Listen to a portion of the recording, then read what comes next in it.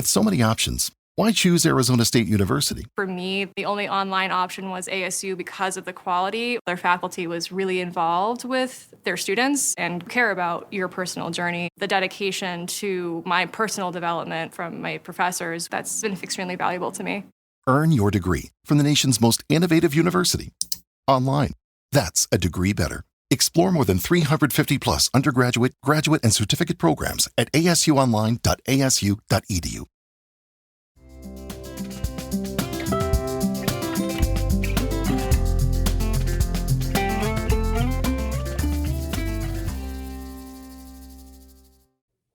Hey everyone, welcome to another episode of Let's Chat Reality. I'm Michael, And I'm Molly. and we are here today to discuss another week of Big Brother 27 and Love Island Beyond the Villa. That I thought maybe this would be a little bit of a shorter discussion of Love Island, but then the news broke that is rocking the Love Island universe about Kenny and Janae's rumored split. So we have a lot more to get to than I originally thought when I woke up this morning. But before we get to that, let's go ahead and talk about some Big Brother first. So, Molly, you ready? Yes, let's do it. All right, let's just get right into Big Brother. So, we're picking up where we left off last week with Jimmy's nominations. He nominated Keanu, Kelly, and Adrian. So, we talked a little bit about our thoughts on these three nominations last week, but now that we've kind of have a different perspective, that we've seen more, what are your thoughts on these initial nominations by Jimmy? I mean, I'm glad that he had his target on Keanu. I feel like Keanu is a big threat right now, and no one really likes him in the house, also. So that was obviously a target there that he wanted to go after, and they were calling each other snakes. So obviously that made sense for Jimmy as well. And with Kelly, she offered herself up basically again. So, or not basically, she did offer herself up. And that's anytime anyone offers, you kind of have to do that. And then with Adrian, I felt bad for Adrian, honestly, because I was like, well, he kind of just is there just because he's a pawn there. But overall, like, obviously a lot happened after this, all the initial nominees, but it did make sense that Jimmy chose these three. Yeah, I don't think that these were horrible nominations by Jimmy. I think that he made some really bad decisions later on that we'll talk about. But I think it was a good idea. He knew that Kelly had some power. I think that it's good to just get these powers flushed. Like, just get them out of the way so you don't have to worry about them in later weeks when one person is so much of a bigger factor as the numbers dwindle. If both of them still have their powers when there's 12 people left in the game, that's a lot bigger of a deal than when they still have their powers and there's 16 people left in the game. So I think this was a good idea, to just kind of get these powers fleshed out as much as possible, deal with them now, and then not have to worry about them later on. Yes, agreed. Well, then we pick players for the veto competition. Keanu stands up to activate his secret power, which is the mystery competitor power. So, with this, a former Big Brother house guest will be playing for Keanu, which effectively doubles his chances to win. Now, at this point, we did not know who that person was. I know on the feeds they were all speculating that it was going to be Tucker. They were fully convinced it was going to be Tucker. They convinced me that it was going to be Tucker because I'm like, well, it makes a lot of sense for it to be one of the most popular players from last season, who was obviously famously a competition beast. But they did not reveal who it was quite yet. During the ceremony, Jimmy and Keanu get into a big fight when Jimmy calls him out for lying about his power. Keanu calls Jimmy a liar for saying he wouldn't nominate him. A lot going on here. What were your thoughts on this back and forth? And did you have any thoughts about who was going to be the secret mystery veto competitor? Yeah, I mean, I also had a feeling it could be Tucker, but then we also saw in like the diary room by Keanu, he mentioned Casey, so I was like, oh yeah, it could be Casey, and then obviously we did see that it was Casey. chosen, but with the Jimmy and Keanu drama, there was just it's never ending. They just keep wanting to fight, and I don't know if it's ever gonna end. Yeah, I really like Jimmy. I think that he's actually very quick with his comebacks when it's just natural. Like when we saw in God, now I don't remember what episode it was, but we saw him and Rachel kind of with the Rachel's fashions having their Hmm. little kind of playful argument, and Jimmy was very quick. And I Yeah. just wish that he would trust himself to have organic comebacks and organic arguments, because I think that he would be so much more likable. Because I feel like right now my only issue with Jimmy is that everything feels performative. Yeah. It's almost like how I felt with like Frankie Grande on Baby 16, where Mhm. it was like Frankie's looking for the lighting and like making sure that everything is so perfect, and that it just feels very inorganic. And I always prefer when, whether it's arguments or fun moments or whatever it is, I just want it to feel authentic, and I want it to feel like I'm really seeing this person have an authentic moment of whatever emotions they're feeling. And with Jimmy, a lot of times it just feels like it's not that. Yeah, I agree with that. It does feel very performative from him, and I don't know. It's just I wanted to believe also a lot of the feelings he's having, but then sometimes when he's overreacting or saying certain things, I'm like, well, what does he really feel? Hmm. Because it's just for show, or I don't know. Yeah, and I actually do. I think it's almost more frustrating because I do think that the emotions that he is expressing are real. Like, I think he is actually mad at Keanu. And I think that the reasons why he's saying he's mad at Keanu are true.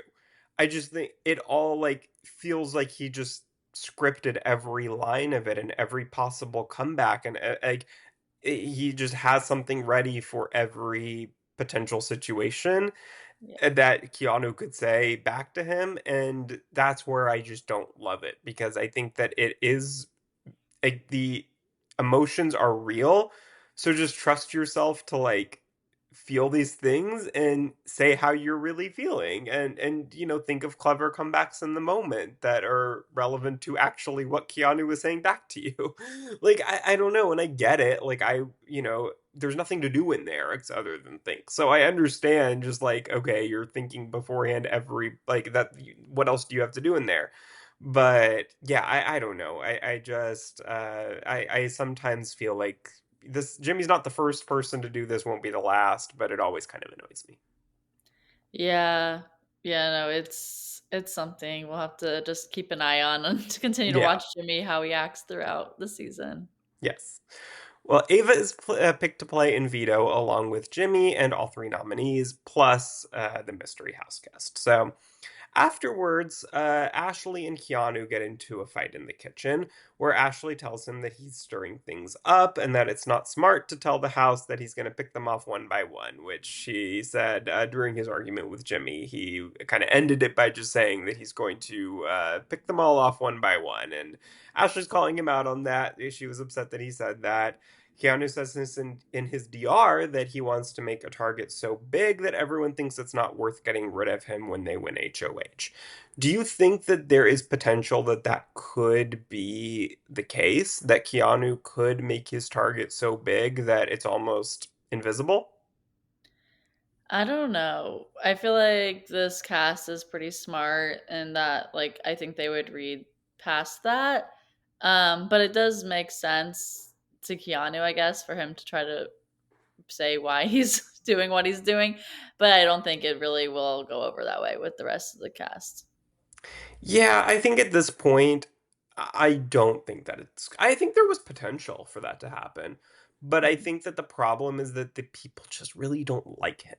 Like, I Yeah. think if it was all game related and Keanu was getting along with everybody on a personal level, that probably is what would happen. But I think the problem is that when he says Mhm. things like that and lies constantly to everybody in the house, and keeps up these lies that everybody knows are lies, like his vote and his power. Like, it was just all these things that everybody knew that he's just refusing to admit. And so there, is just this frustration from everybody with him that I think is preventing them from ever just being like, you know what, maybe we don't need to get rid of Keanu. Like, I think it's just he's such an easy person to put on the block every week for every HOH because nobody's upset about it.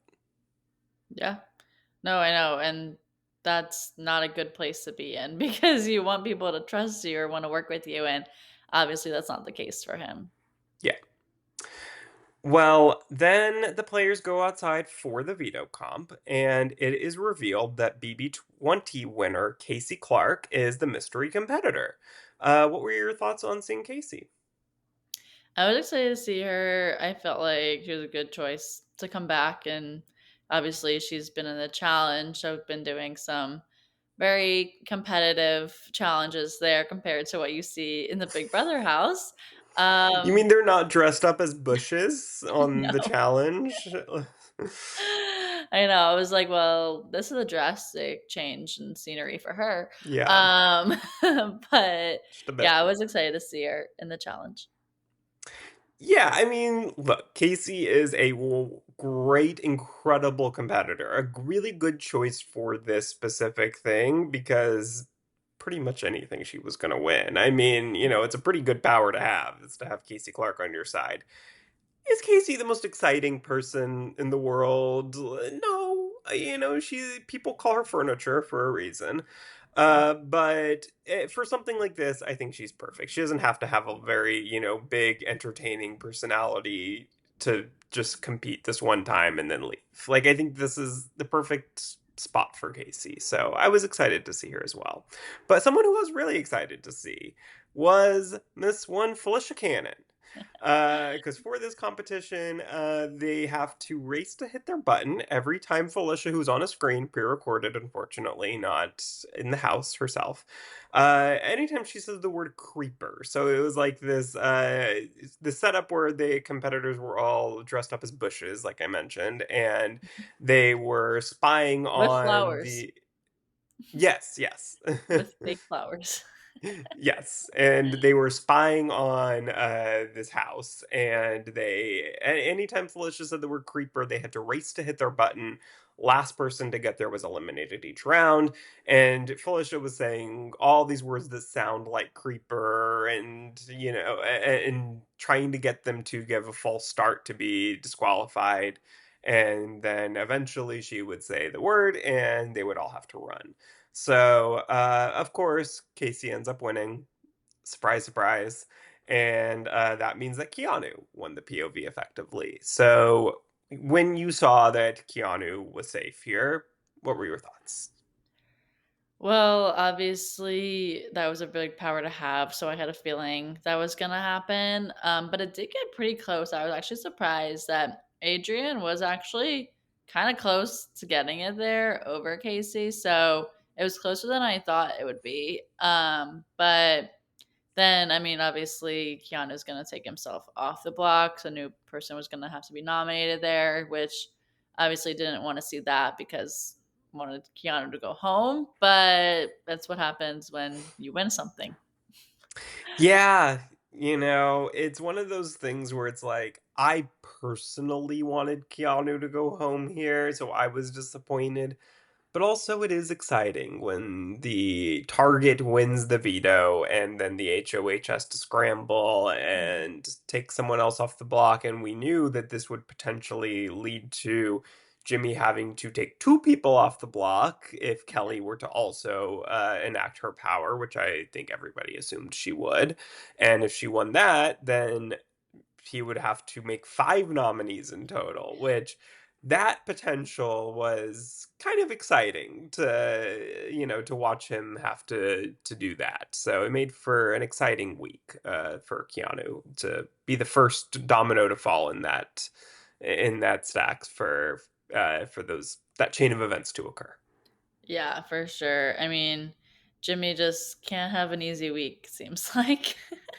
No, and some of this he puts on himself, but Yeah. we'll talk about that. So, Jimmy and Rachel talk about potential replacement nominee options. Jimmy says he's considering Amy and Will. So, assuming that Kelly may also activate her power, which is the potential to play in a separate solo veto competition to give her a second chance at winning a second veto. So it's not guaranteed, but is certainly a potential. And I think everybody kind of assumed that it would probably be a pretty easy challenge for her because production would want her to win it. Mhm. And so they're all kind of operating under the assumption that Kelly is going to win it. So Rachel's not happy here because she's losing her number one ally. She's losing Amy potentially. And she tells Jimmy that this would make his HOH a waste if Amy were to go home. Do you agree with that? Do you think that Jimmy's HOH is a waste with Amy going home? I mean, for Rachel, for sure. But I don't know about it for the rest of the house necessarily. I mean, it seems like she had strong alliance members there, but there were people that did see her as being too close to Rachel and that posing a threat in general for her game and just in general for the game in general. So I feel like it it wasn't a total waste, I would say.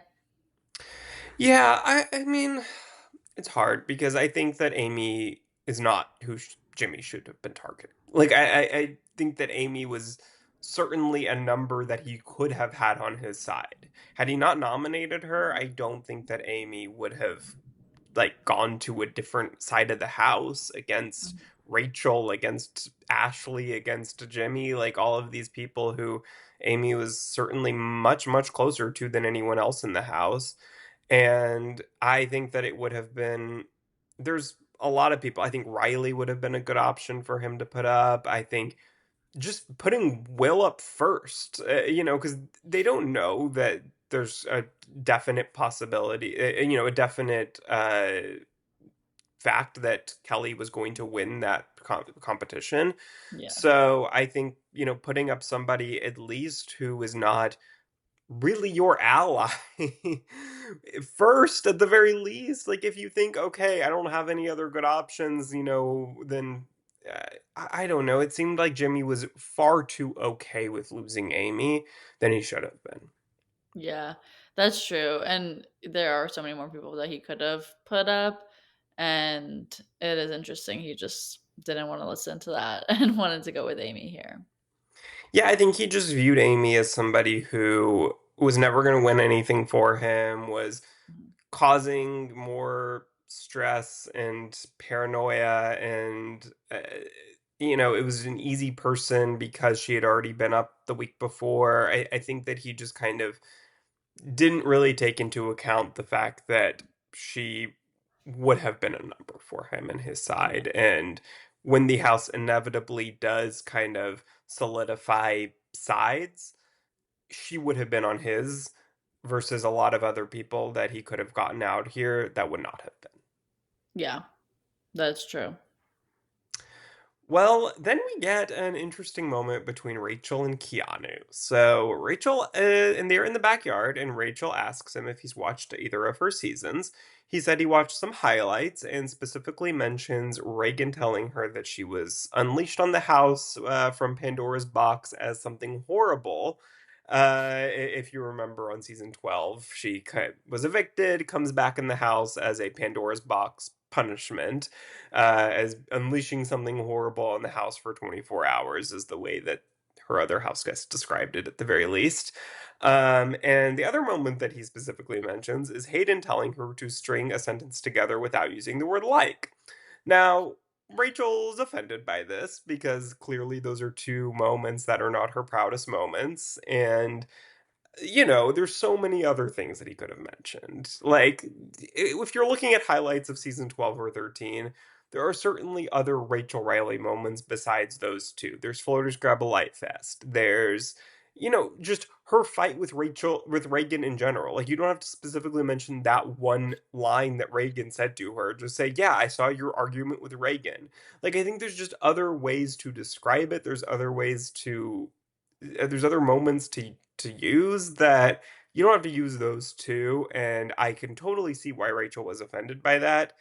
Yeah. I don't specifically also though think that Keanu was purposely trying to upset her. I really don't. I just think he was completely oblivious. Yeah, I agree. The way that Rachel reacted was totally warranted, I think, and I just don't with what you're saying, like Keanu like just didn't register that he was doing Yeah. anything wrong. He was just like, "Oh yeah, like these are the highlights. Like they're not great of you, but like I remember these." And didn't mean it like that to upset Rachel in that way. But obviously that's how it came across and just goes to show more of Keanu as a person. Yeah, exactly. I think that this says so much about him, the fact that he would be that unaware.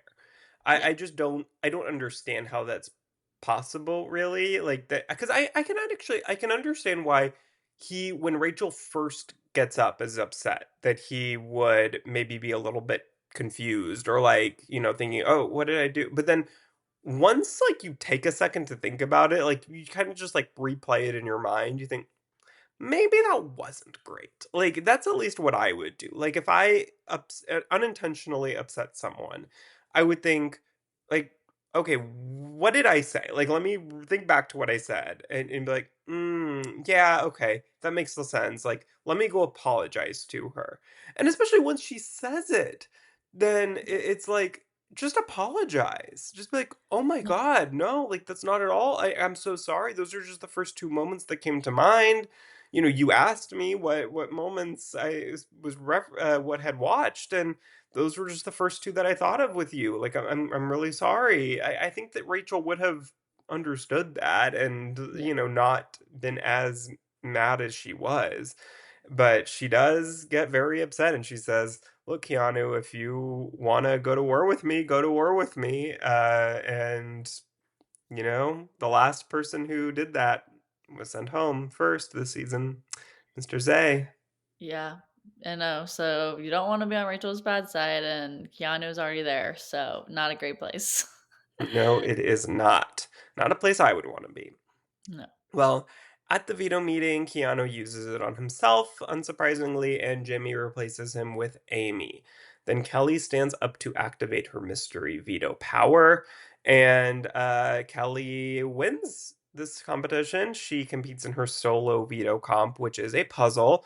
A very easy puzzle, might I Uh-huh. add.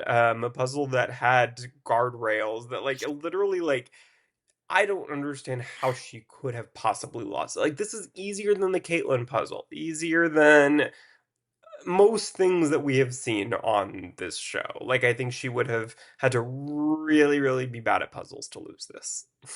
Yeah. The only hard part was the time constraint, which, I mean, that wasn't even that hard Yeah, for her. was it even that? Yeah. Like, I feel like they Like, maybe to make it harder, they would have had to do like half the time they gave her because yeah. they gave her 2 minutes. So if they did 1 minute instead, like, then that would have been a little bit difficult. Hmm. But still, it was easy. Like, watching it, I'm like, "She's talking way too much, like, she should just, like, put her pieces in," but she still I made know.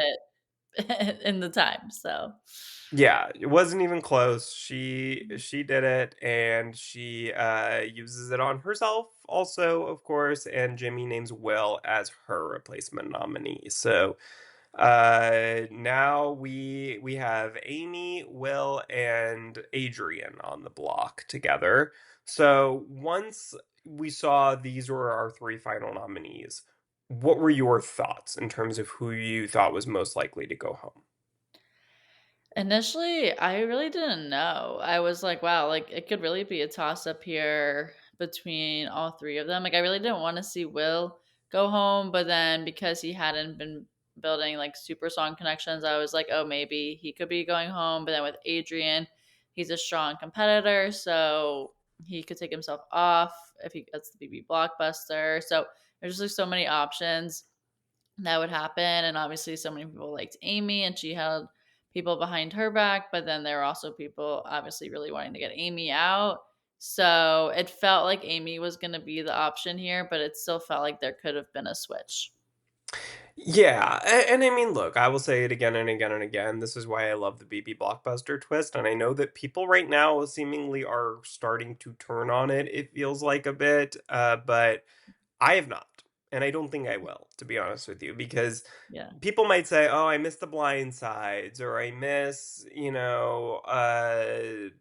just being able to have, back doors and all this stuff. Like, and I think, yes, there are some exchanges that we have to make, but I think it is so worth it to always, always, always be able to go into Thursday and not know exactly what's going to happen. And I think that in week two, in this week with these three nominees, I think that if you took out, especially like if you did Amy versus either of the two of them, it would have been such a boring week. Like from Monday to Thursday would have been real slow. Like we would have already been talking about week three, already been talking, like looking past it, just, taking Amy out of the equation and looking forward to the future. But we couldn't do that because there is always the possibility that Amy wins the BB blockbuster and then it's Adrian versus Will and decide what's going to happen. What are you going to do there? And like, you can't really plan for the future because there's so many possibilities of what that future could look like. So Mhm. I think that my first thought was that Amy was most likely to go home if she was there. But I think between Adrian and Will, I really wasn't sure what was going to happen. If Yeah. those ended up being the nominees, that felt like a toss up to me. Yeah, I agree. Well, then the guys plus Kelly want to send Amy home in an effort to weaken Rachel, like we talked about. Mickey and Morgan want to save Will because they feel like he is not working with anyone too closely, so it's a number that they can pull him in. And Ashley informs Rachel that she does not think Amy has the numbers to stay based on the conversations, and Rachel's not happy about that, of course. She dresses in her finest funeral attire and goes to make a pitch to Morgan, Zach, and Jimmy. And they're all at least telling Rachel that they're conflicted about it. And I think to a certain extent they are.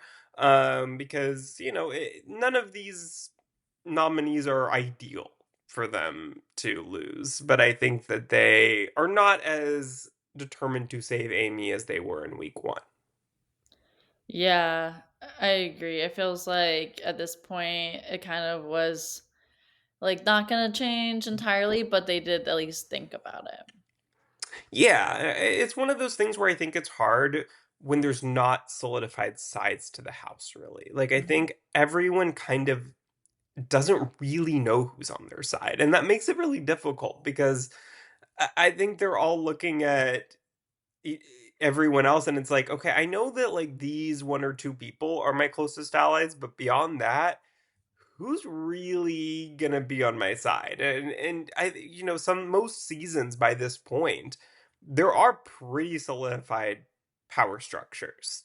And we really don't have that this season, which makes it very interesting because I think that it feels more fluid than most other seasons, but it also can be very confusing to try to keep up with because everybody's kind of all over the place and it's not very clear, like, okay, this person wins HOH, these two were nominated, this person from this side of the house wins HOH, okay, then here are a pool of possibilities. It just kind of is like everybody's making the safe options, like nominating who's been nominated before because that's the easiest thing to do and they don't really know other than that, like, who they can trust.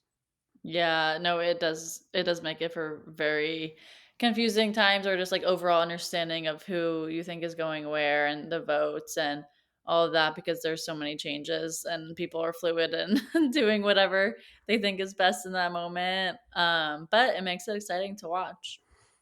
Yeah, it makes what would normally be feeling like I mean, spoiler alert, ends up being a 13-0 vote. Like, normally you would look at that and say, oh, this must have been a really boring week. But it really wasn't. It was just, the fact that, oh, okay, by the end of the day, kind of everyone knew where the votes were going. And so they just kind of ended up all piling it on. But really, like, for most of the week, there were a lot of conversations happening. There were a lot of things changing depending on who wins BB Blockbuster. I think we kind of just ended up, unfortunately for our entertainment value, with the like easiest decision that most people had. Like in this scenario of Will versus Amy ended up being kind of like the easiest one. But it was not just a boring 4 days between Monday and Thursday. There were still a lot of things happening. Yeah, definitely. Well, as we mentioned, Amy, Will, and Adrian do compete in the blockbuster competition. It's a puzzle. Now, I just need to say something about this puzzle because everyone, Adrian was the only one to bring all of his pieces at once for them, like as much as he could. He brought all of his pieces, and everyone else just was going like one piece at a time. I don't know if they thought they had to do that or whether they just thought that was the best way to do this puzzle, but I don't think that's the easiest way to do it. I think it's so time consuming to keep running back and forth. Like that takes so much time. And Yeah. I felt like Adrian gave himself a huge advantage just by having that strategy. I know, and I don't think there was any guidelines on to like why how you could actually bring over the pieces. I think Adrian was just smarter in that situation of knowing I should bring all these over at once. And I'm surprised that then Amy and Will didn't just follow his lead and do the Yeah. same thing because they kept running back and forth. But I mean, Adrian crushed the challenge, so he deserved it. Yes, he did. He won and was safe from the vote. Amy is then voted out in a unanimous vote. And look, I think it maybe it's time for these early weeks where we have 13 votes to not have to sit and watch each individual person go in the diary room, say their vote, and then say, hi, mom, dad, and my brothers and sisters and everyone else in my family, bye. And then, like, we don't need that anymore. When last week it was exciting. It was. I will say that. Even though there were 14 votes to get to, it was exciting because it was a close vote. And it was one of those weeks where it was like we really don't exactly know what's gonna happen.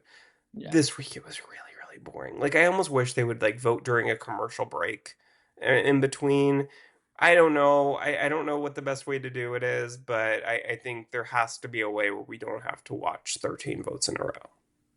Yeah, I agree. It was just very repetitive. Yeah. Well, then on Friday, we got our first episode of BB Unlocked with Taylor Hale and Derek Levasseur.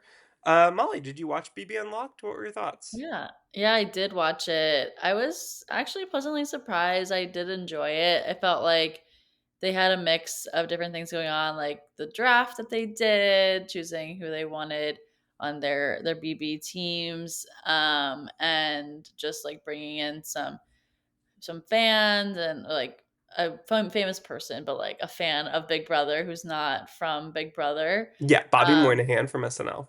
Yes, yeah. So that was fun to see him, and then also they brought on Chelsea, so that was also fun that they are bringing back past house guests as well on their show and just debriefing all things Big Brother. So I enjoyed it. Yeah, I really liked it too. I think that there's some kinks that they could work out a little bit. I think it was a little bit too segmenty, if that makes Yeah, sense. Like I feel like we didn't need all of these named segments and games and clip packages, things like that. Like I think that I would rather them lean further into the exclusives where like they could do things that they don't have time for anymore. They have chosen not to spend their time doing on the Thursday live shows that they used to do back in the day. Like we used to have family segments where they would go fly over to the house guest families and interview them and get their take on what's going on in the season and how their family member is playing. And we get to see a little bit, a little slice of their home life. yeah, And we they would do interviews with the HOH, with the outgoing HOH, and get their thoughts on how the week went, their unfiltered, candid thoughts on everyone else, who they're aligned with, how they view their position in the game, why they made the choices that they did. I think that would be a really good way to spend the time. I think I don't know. I just think that there's ways that they can do it where it doesn't feel like just a clip show or just kind of like a silly segment show. Yeah, I see that. I feel like they did have too many of those like clips that they were showing of what we already have seen basically on the Yeah. show already. So I would want to see more of those behind the scenes moments or just overall like more in depth talking to house guests if they can get access to them and talking to them. Obviously we had Amy also come on, so she just got voted out. So that was also good. I guess but that's basically like a Julie interview. It's not like that much more intel that we're getting from her here. But it was good to see her at least come on the show as Yeah, well. and I think they should have extended that. Like Yeah. I liked the fact that they had Amy on. I was wondering if they were going to do that. And I think especially because now for whatever reason it seems like they really have shortened the exit interviews with Julie. Like last season they were almost too long. Like they asked Matt when he got out about what he thought about Trump's assassination attempt. I remember that. Like Yeah. they had time to ask him about that, and now we can't even get like more than two questions in, and it's like the last 30 seconds of the live show. Mhm. So like I don't need to get Amy's thoughts on that necessarily, but I would like to get Amy's thoughts on game related subjects, and I feel like even this was kind of short. And like I think that if they're gonna shorten the Julie interviews, let's use this time to give those extended. Like I liked them showing Amy clips from the house and getting her thoughts on that. I thought that was kind of fun. Like, let's get Amy's thoughts Yeah. on things that she may not have known were happening, or Yeah. and I understand that they might not, not knowing who it's going to be, and they filmed this right after the live show on Thursday. So like, they might not have time to get a ton of that together, but I think that as much as they can, that's a good use of the time. And then just like getting Taylor and Derek's thoughts, like, I think that they were two very good choices. People might not like Derek, people might not like Taylor for different reasons, and I understand that. But I think that they're good choices because they played two incredibly different games, but they both won. So they're both very credible Big Brother authorities. And I think that it's just really interesting to hear their opposing views potentially on the game. And I think that let's lean into that. Let's like just let them talk like like this, like a podcast. Let's just, Yeah. listen to their conversation about Big Brother strategy and not slice it into these very like formulaic segments. Yeah. No, I agree. I think they would definitely have more viewership, I think, with that as well. Yeah. All right, well, let's get back to the season as a whole, and actually tonight's episode. So, or last night's episode as you're listening to this. So we get to the HOH competition, and house guests are shown a video of a twin witness account of an event. So we have Liz and Julia Nolan from season 17 are here to, I think they're trying to get a bunch of like, for the 25th anniversary of Big Brother, they're trying to get some cameos in from previous house guests, which I like. And here we have Liz and Julia talking about a newscast, an event that occurred by their house, I guess. And they're explaining it. They're talking in unison, and then the house guests are asked questions about the video clip that they just watched. So whoever gets the most correct answers wins. Lauren and Mickey are our final two, and Lauren ends up pulling out the victory here, so she is our new HOH. So what did you think when you saw Lauren win here? I was interested to see what was going to happen because it kind of felt like obviously we haven't seen Lauren like totally choose a side here. She's kind of just friends with everyone, it seemed like. So it was going to be interesting to see if she decided to go all out during her HOH or kind of just stay more true to the house and what would be more even keeled for the overall happiness of the house.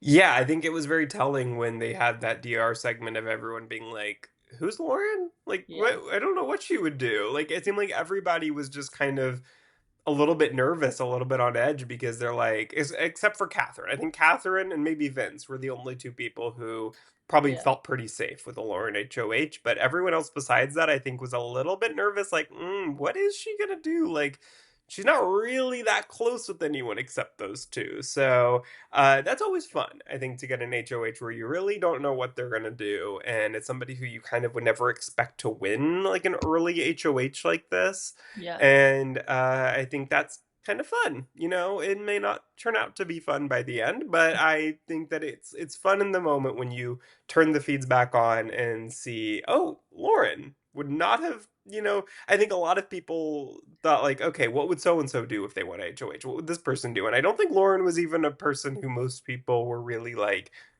thinking about what she would do, because they just kind of didn't expect that she would even want to win this. Yeah, no, for sure. It didn't feel like she would, but then seeing her in the DR as well, being really excited that she was HOH, I was like, oh, okay, yeah, I guess she did want this.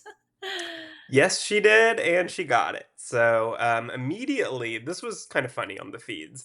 They didn't show this happen like this, but when Lauren won, it was like the first thing we saw was Lauren immediately like yelling to Vince, like, Vince, I want to talk to you right now. Like, come in the bedroom with me. And he was like, okay, like, do you want to, like, I'll come, when do you want to talk? She's like, no, right now. So it was like immediately they go into the bedroom, and they talk about Nom's potentially who she wants to put up.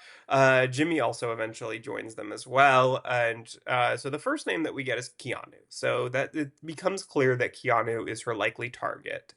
And I mean, that makes sense to me. Yeah. That's a very easy thing to do. Doesn't make anyone upset. Like I said earlier, he's kind of on everybody's nerves, and he's been up before, a clear target. Nobody gets upset if Keanu goes up, is the target, and ends up going home. But then, of course, it gets tricky because you can't just put up Keanu. You gotta put up two more people.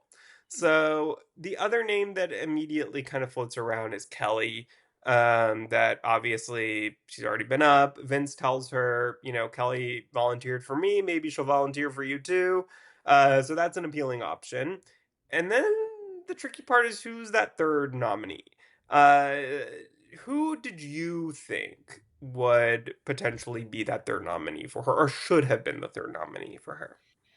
Yeah, I was gonna say should or did I think? With There's a different question answer there, but I feel Coulda, woulda, like shoulda, woulda. yeah, I know. I I really I feel like she probably should have put up Rachel in a way, like just like shake something up and like have someone that obviously is a big threat in the game. How dare you? I- I'm sorry, Michael. I know she's on your draft team. But I mean, I also love Rachel, but I just feel like if we want to see something happen, like maybe Lauren would be the one to do it, and then it'd be exciting for her game and just overall just taking a big swing at someone. So I feel like that would have been interesting to see. But I don't know. I thought she probably was going to go with someone safe and not do that. Yeah, I mean, honestly, I think that Ashley is probably her best Oh. move here.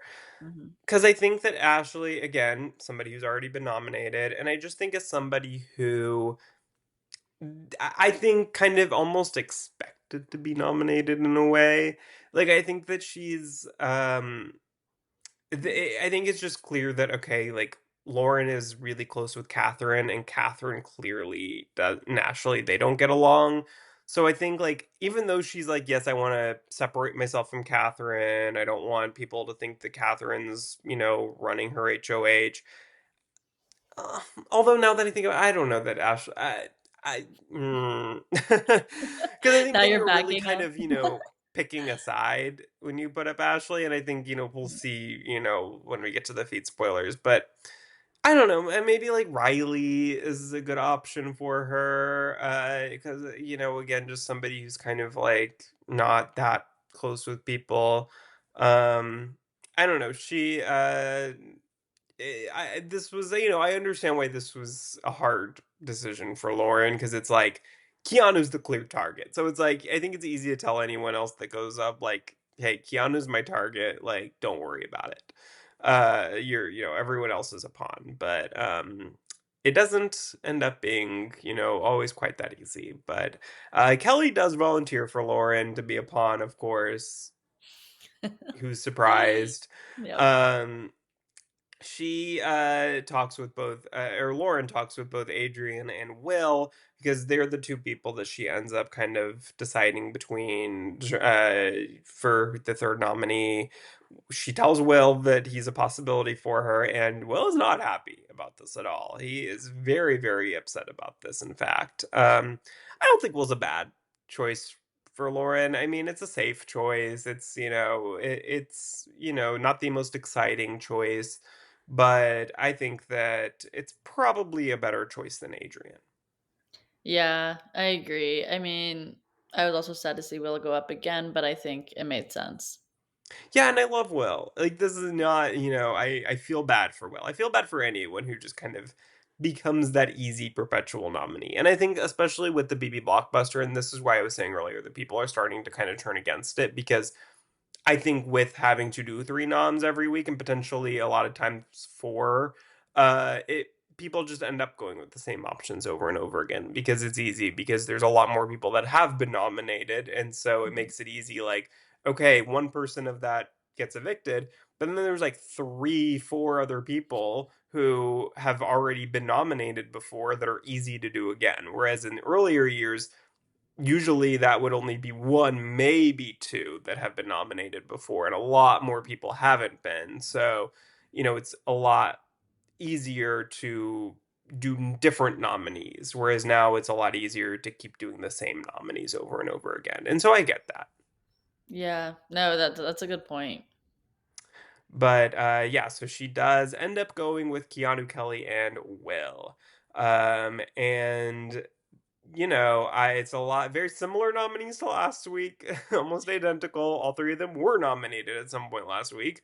Yeah. So not the most exciting, but I understood them. Like I think it's a safe nominees, but I wasn't upset at Lauren for these choices.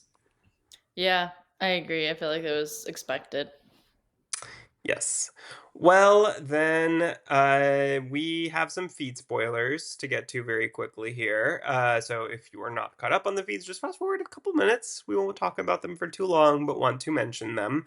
So we had our veto competition, and Keanu ends up winning his own veto this time. Nobody else won it for him. He ends up winning his own veto here and is going to obviously take himself off the block. So then we have been having some conversations with Lauren about who her replacement's going to be. She seems pretty dead set on it being Ashley. Some people are trying to obviously on Ashley's side, if you will. The Mickey Morgans of the world are trying to talk her out of it. But she seems pretty dead set on it, and I don't think it's a bad move. I said that, I think that it would have been a good move for her to maybe potentially do it from the beginning, but I understand that, you don't want to necessarily kind of start a war between the sides if Keanu still could easily be the easy person to evict and with 2 pawns that, not a lot of people are too upset about. So, I think the only thing, sorry, let me go back for a second.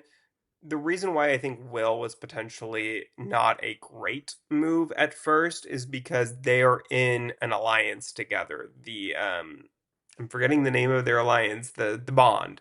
Oh yeah. So they have a named alliance, and I think Lauren was saying that she doesn't necessarily trust Will a ton, but within that alliance that they've never talked game, just the two of them. I think though, anytime like when you have a lot of possibilities, why go for somebody who you have a named alliance with that would potentially not nominate you because of that if they were to win HOH? So sorry, I just wanted to get back there because I didn't mention that originally.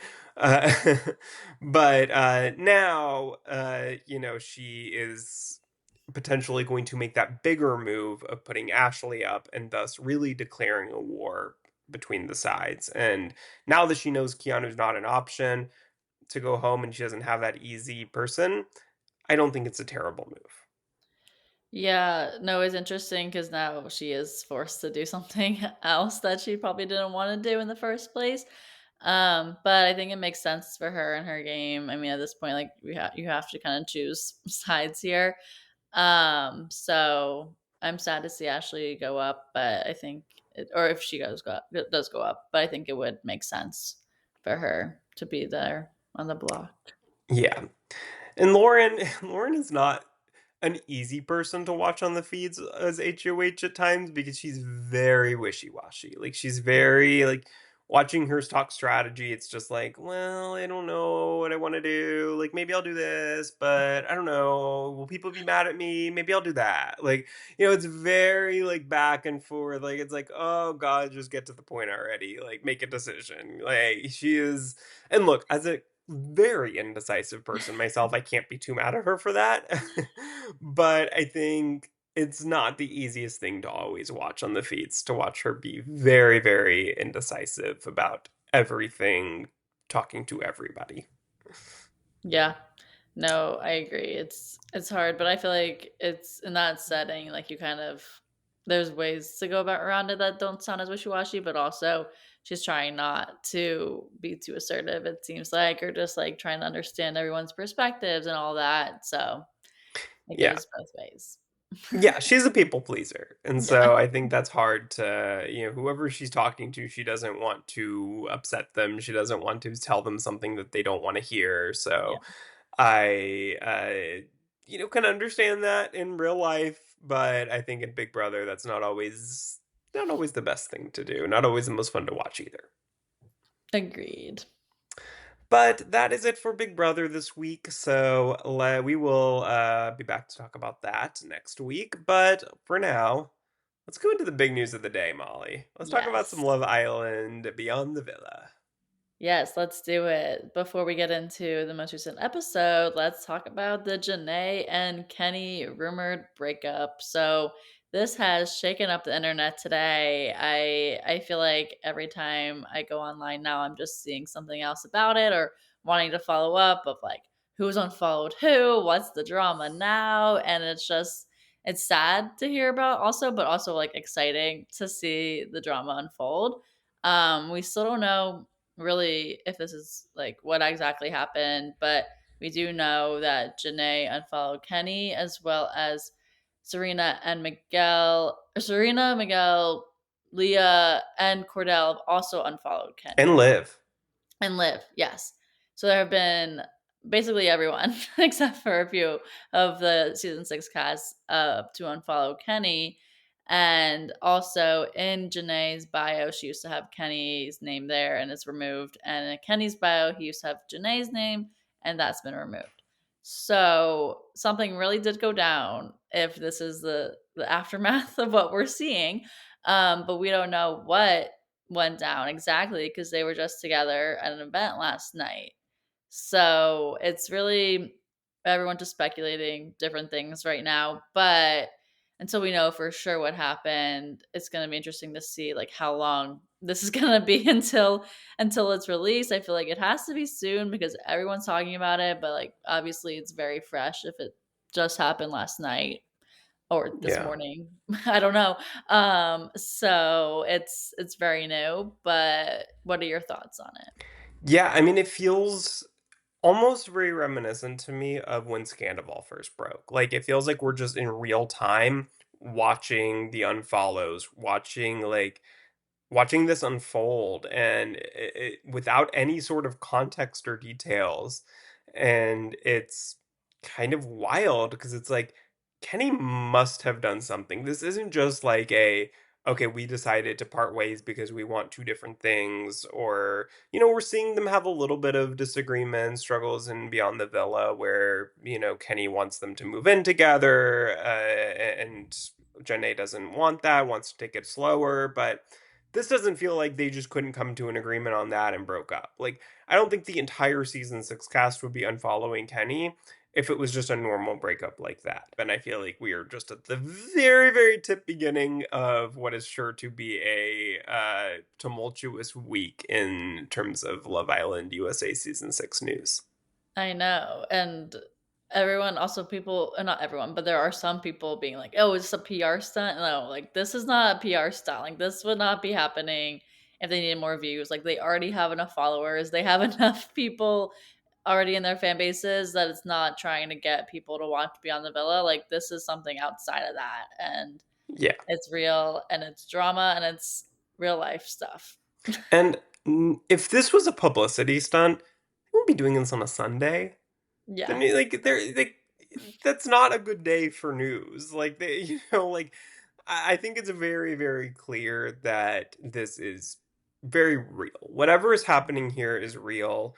I do not think that this is a publicity stunt in any way, shape, or form. I agree with you. I think that it's yeah, it's very weird, sad, but I hope for the best for the both of them. I mean, I like both of them, and I don't know what Kenny did, but I'm probably gonna be Team Janae.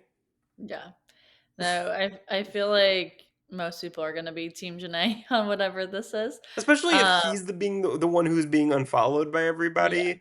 Like, I understand, like, Leah and Serena, sure, of course they're gonna unfollow. They'll probably have their significant others unfollow, but, like, for Liv to unfollow, like, that to me signals, okay, clearly he did something yeah, that they cannot support him any longer, and he's being cut off from this group. yeah. No, I know. I'm interested to see what's gonna happen, and we'll be keeping a close eye on this online. But shall we get into what we did see unfold in the episode this week? Yeah, and I just want to say, I'm curious to see if they re-edit any of the season to Oh, show us any more of potentially any struggles that they might be having or clues that, this would come. Like with Scandival, they re-edited Vanderpump Rules season 10, the back half of the season, famously. So depending on what actually happened here, I wonder if there will be any changes made to show us more of that dynamic. yeah. No, that would be really interesting to see if they actually do that. I mean, it's still airing, so there's time. They have time to Yeah. edit, so we'll see. But this episode 3, we start with seeing the continuation of the Kaylor and Liv drama here of them at brunch together with Janae, and Janae was trying to mediate the situation by saying that if they want to move forward, they both have to genuinely forgive. And they do agree to that. So basically, like they're just like, yeah, we can move on and forgive each other, even if we don't always want to like agree to what you did, but like it's fine, we can move on from it. And then Liv also invites Kaylor to her housewarming party, so it seems like now they're okay again. Not like perfect, but they mended that issue, or the issues that they were having, and can move past it, which was good to see. And they hug and they say they love each other. So at least we had this moment in the beginning of the episode. I think that it was kind of expected because it didn't seem like Liv and Kayla were going to stay mad forever. But it's good to see them make up here.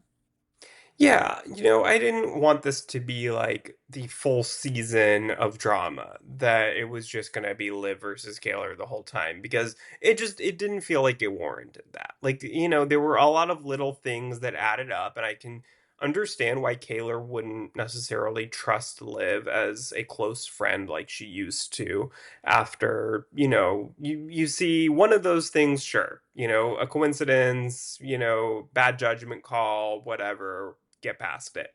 But with a lot of those things, I can understand that. But I also, for Liv's side of things, I don't think that Liv is like a malicious person. I don't think that she is like an inherent liar or bad friend.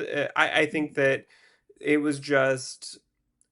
I think that all of their. I mean, this episode really was all about this, but I feel like in all of their lives, it was not like you come into the Love Island villa, with very little to no following and just a regular person, and a show going on a show that seemingly was not super popular, and you come out a mega superstar 30 days later. And so I think that for a lot of them, they're just kind of trying to figure this world out. And this isn't something that they necessarily asked for. And they are just kind of doing the best they can. And I feel like that applies in Liv's situation here, where I think that, she's kind of understanding, like, with the camera thing, like, that was kind of like that was a business deal. And I think she's learning how to handle that situation, and she should not have lied to Kaylor about it by any means. But I think that she's learning, and she knows that now, to, not prioritize what some business deal someone asked you to do versus your best friend. Like, I think you learn these things as you go. And I think that I hope that they are able to genuinely get to a good place and fully move on, and not just put a band-aid on it for now, and then this just kind of, resentment grows, and it just ends up getting to an even worse place. Yeah, for sure. So we have that. At least they've mended it and they can move on, and we can see what happens the rest of the season of them still navigating that friendship between them, but at least that they were able to have that discussion and Hmm. be friends still. And then we have Kenny and Miguel go on a hike. And here's where we see Kenny mentions that Janae wants to live with him, but that he doesn't want to live with her yet. He wants to take things slower and not rush. Miguel recommends just going for it because he and Leah basically live together now, and he's grown so much from it. And this, I mean, I feel like if here, obviously, we know Yeah, now. do you think Kenny and Janae should live together? No. Now I'm like, let's not have that happen. Yeah. But no, I mean, I get where Miguel was coming from with that. And obviously, I think with Kenny having doubts, like, it's not a good sign if you've already been together for a year and you don't want to live with your partner, like, and you're at that age where it's kind of like ready. You're like, you want to take the next step, like, and one person in the relationship does want to take the next step and then you don't, like, that's not a great feeling for Janae, obviously. But obviously now we know also something went down. So we'll have to see what that is. But yeah. Yeah, I think that this is not great sign for their relationship, that I do think that they're on two different pages in terms of the speed that they want to be moving at. Mhm. Um I Yeah, I mean, it's hard to now think about this, with the mindset of not knowing what happened earlier today. But yeah, I think even before that, knowing that, I think that I still would have thought that this probably isn't a great sign, but not that, like, they should break up, not that this is going to be a game changer. I think that, but it's maybe kind of like almost like Paige and Craig, where it's like, they were never going to agree on which state they should live in. And neither one of them seemingly wanted to move. I think with this, it feels a little bit less extreme than that potentially, because it's not like they're both on two different shows that are based in two different cities, and like one of them would have to choose, which one or the other. But I I think that it seemed like this was eventually going to potentially come to a head, and who knows, maybe it did. Yeah. Yeah, I don't know. We'll have to see what happened there. But next we also see we get to meet Aaron's brother. So the two of them were talking about the backlash that Aaron got after the show and how it impacted his family as well, but then also how it impacted Aaron's mental health. And this was kind of a sad scene here to watch, because it really did show the aftermath of that fame that they just instantly got, and all the hate and all of that came with it for Aaron especially, which obviously not great for anyone's mental health to have that much hate towards them and their family. And so it was just a real moment here to watch. Yeah, I mean, look, I'll start off by saying that Aaron deserved backlash for Mhm. how he behaved during Love Island season 6. I believe that he did things that he needed to come out of the villa and answer for.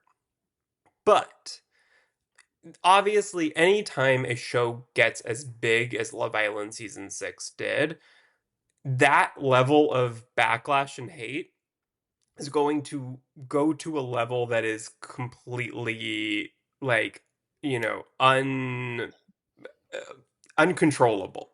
Mhm. And I think that fans tend to get way too invested in shows like these to where they feel like he did this to them, and like I'm sure got death threats and just unacceptable comments probably his family did while he was in there. I mean, we saw that Yeah. with Sierra this season, that her family was getting all sorts of comments and really scary, dangerous messages. And I'm sure that the same thing happened to Aaron's family, and that is so sad because they did nothing to deserve that, and Aaron did nothing to deserve that either. He should have gotten criticism from fans, but fans, especially on shows that become such a cultural phenomenon, they don't know where the line is, and it's Mhm. really sad. And I think that I'm really glad that we're highlighting this because I think it's so important to see how that level of backlash from fans can affect somebody's mental health. And I hope that seeing this maybe makes people think twice before sending comments like that. Yes, totally agree. I feel like that hopefully will help maybe people get less hate, but I don't know entirely because obviously, like, they don't always listen to that either. They're gonna be like, "Oh, Yeah, he's no. just doing that for show or whatever." But it's not. That's not the way it actually is. He And I actually think does some feel people this don't way. care how they think, "Oh, maybe my comment will be shown on the show," and it's like a death threat. Like, but there are certain people who, like, they don't care how they get on TV, how their username is shown, and hopefully I don't think they did show any comments, did they? I don't remember. No. But I think people send things like that thinking, "Maybe I'll get a response. Maybe I'll, like," they just don't care how they get the response or how they get the attention. That's all they want. And it's really sad because I mean you can tell Aaron is like a shell of himself in this show. Yeah.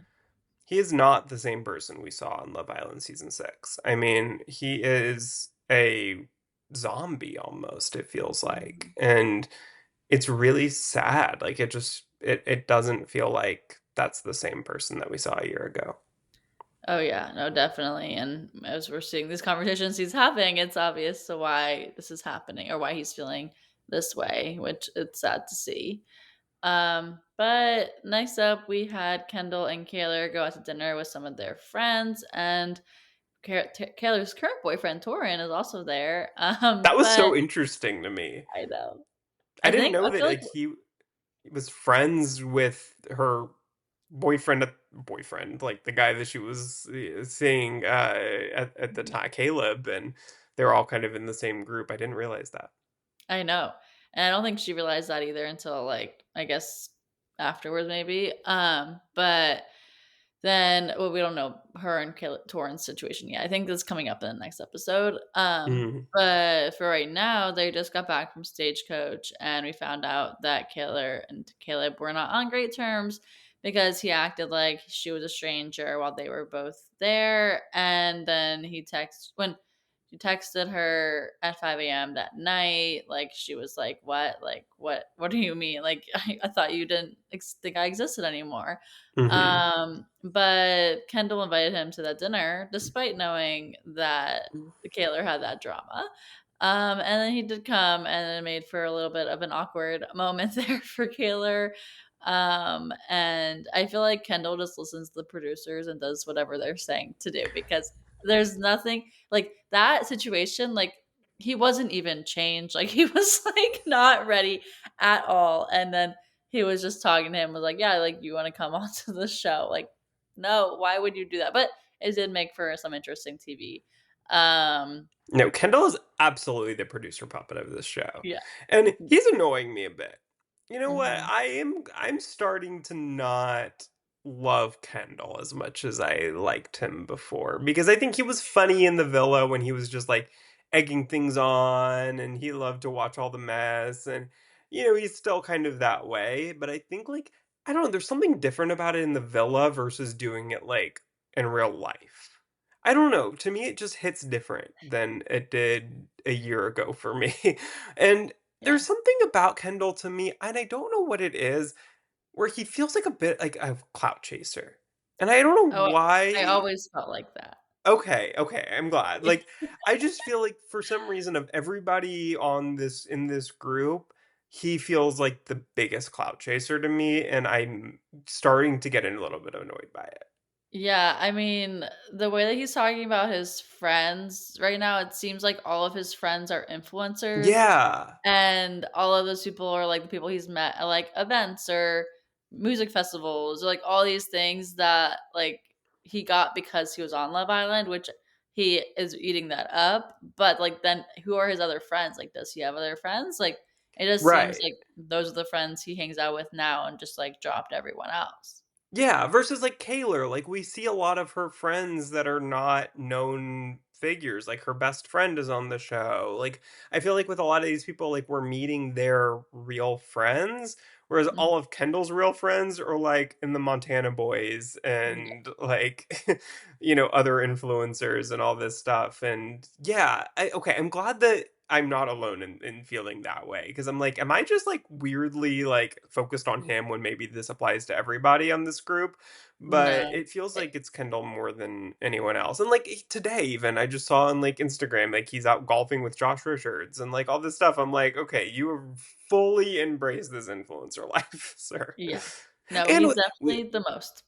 yeah, and we saw like with Aaron, where Connor and Aaron were talking on the beach, and they Mhm. were saying that like Kendall always wants to get TikToks when I'm around and all this stuff. Like he's just constantly wanting to like every hangout turns into content, and I think that that's not necessarily as much the case maybe with the others.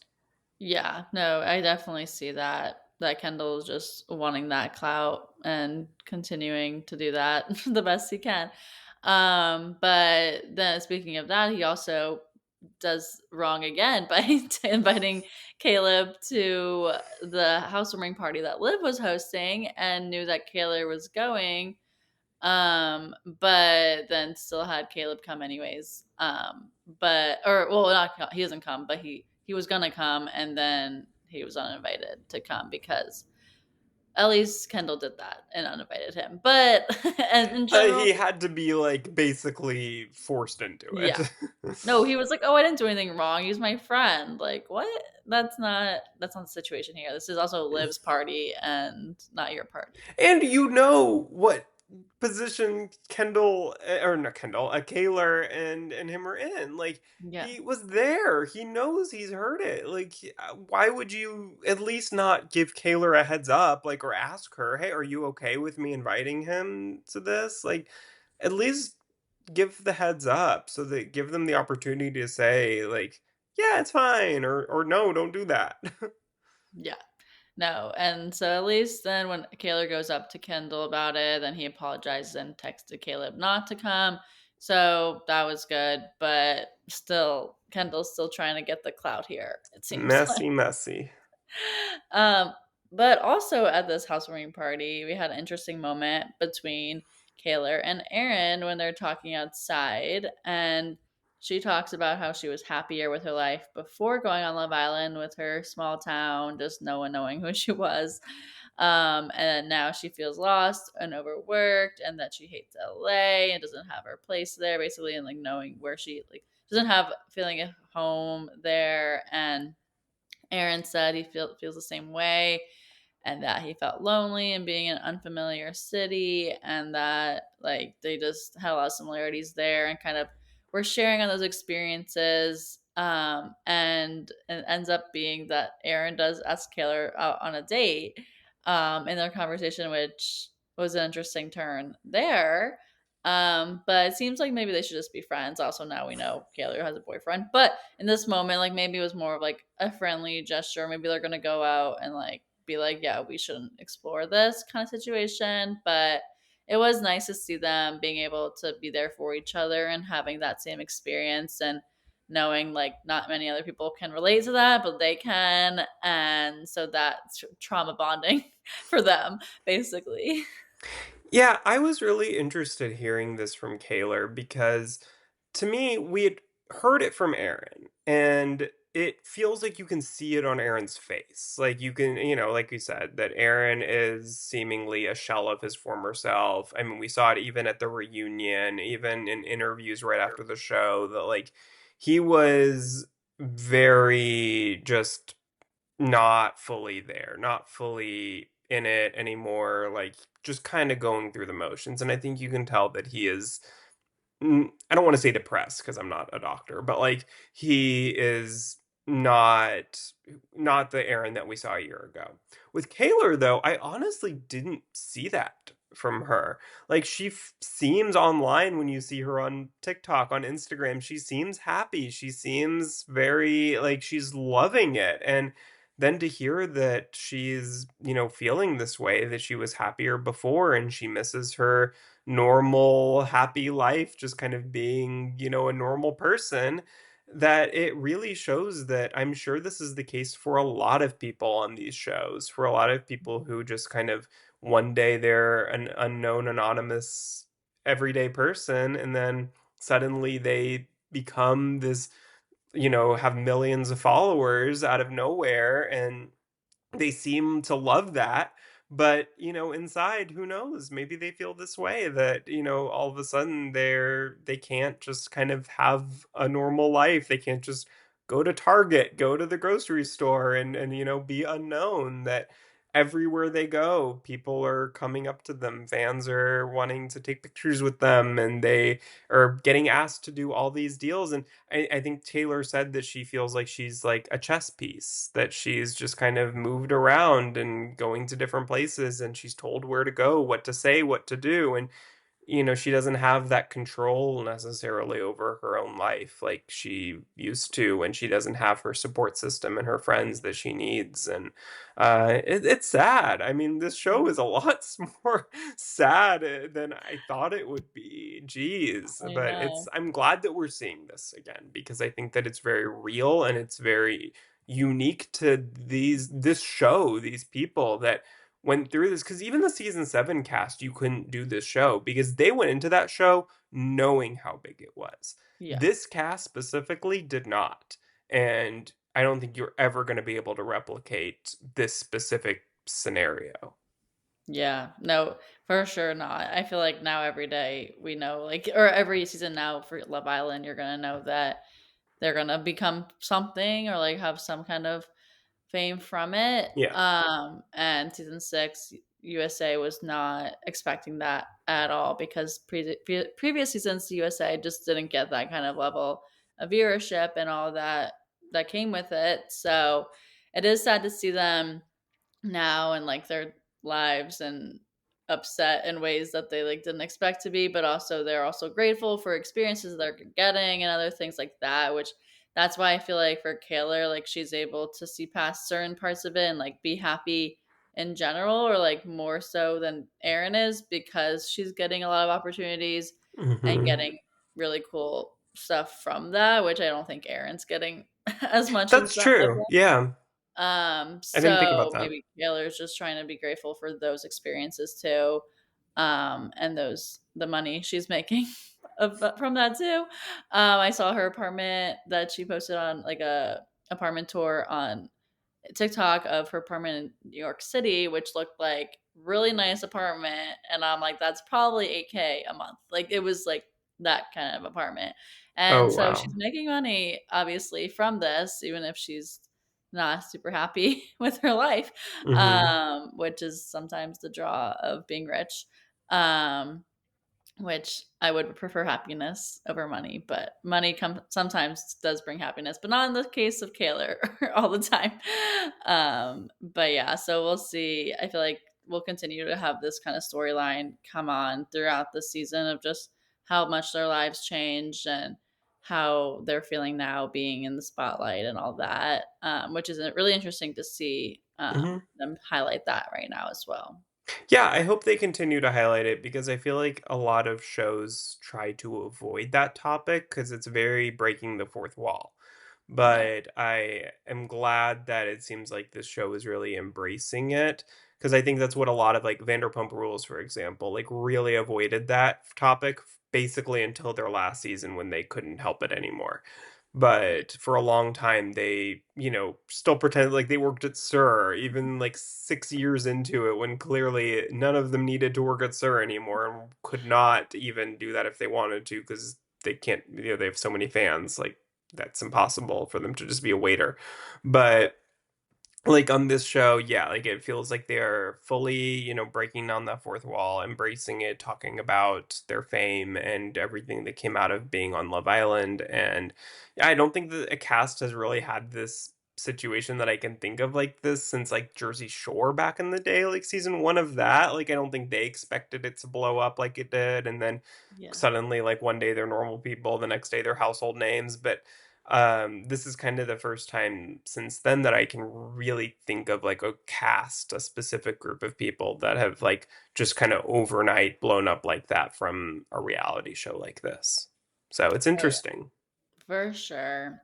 Well, that's it for Love Island Beyond the Villa this week, and we're gonna be staying very close to that Janae and Kenny drama. So we'll be keeping y'all updated on that as well next week, as well as more Big Brother. So thanks so much for listening, everyone. Don't forget to subscribe wherever you get your podcasts, and also follow us on social media at Let's Chat Reality. And we'll chat with y'all again next week. Bye, everyone.